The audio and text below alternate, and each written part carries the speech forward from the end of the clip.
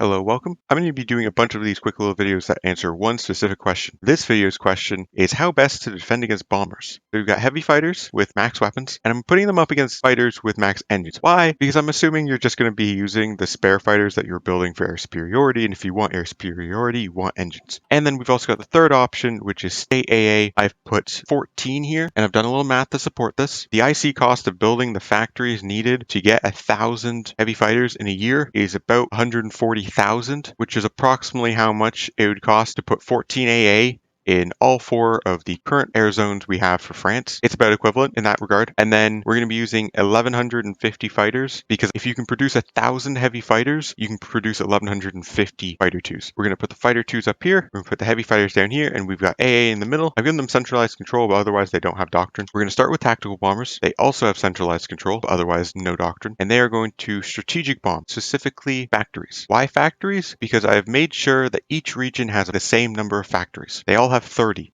Already, the month is end. Let's see how they've done. We've lost 66 heavy fighters, but we've shot down 208 enemy bombers. They've only bombed 0.5 of a building. Up here in the north, we've lost 30 compared to 66. They've only lost 132 bombers here compared to 200. 0.3, 0.5 rounding error. The middle here, they've lost 200. So that's approximately equivalent to heavy fighters. We've had 1.9 buildings bombed. AA, not that bad, but this is a pretty favorable situation for AA. If AA was underperforming here, that'd be really bad. So for CAS, we're going to have to do logistics strike because there's no way to actually force them to operate otherwise. And they all do have range.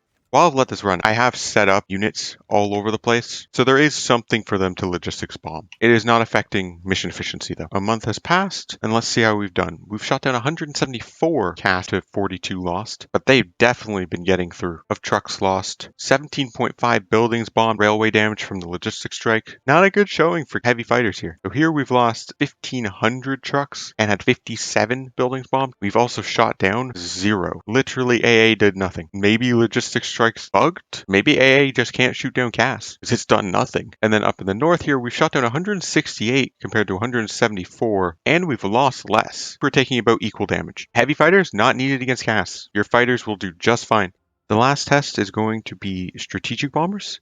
Again, we are going to focus just solely on factories. Okay, 1 month later, we have lost 114 heavy fighters for 131 strategic bombers, and they've only managed to bomb 2.1 buildings. That's a pretty good trade. Let's go here. Okay, we've only shot down 65 strategic bombers, and we've had 3.9 buildings bombed versus 2.1. So not as good, but it's definitely doing something. It's definitely limiting the damage you're taking. Strat bombers versus fighters. 110 to 70 is still a good trade for the fighters. You're still losing less IC, and 2.4 buildings bombed versus 2.1 is not actually that bad. You've definitely not killed as many enemy bombers. Killing 60 more enemy bombers is a huge amount when it comes to strategic bombers, but they're not performing as poorly as I would have expected, if I'm going to be honest. Anyways, those are the different ways you can defend against bombers. These are the results. You can use heavy fighters if you want. Thank you for watching, and I will see you guys next time.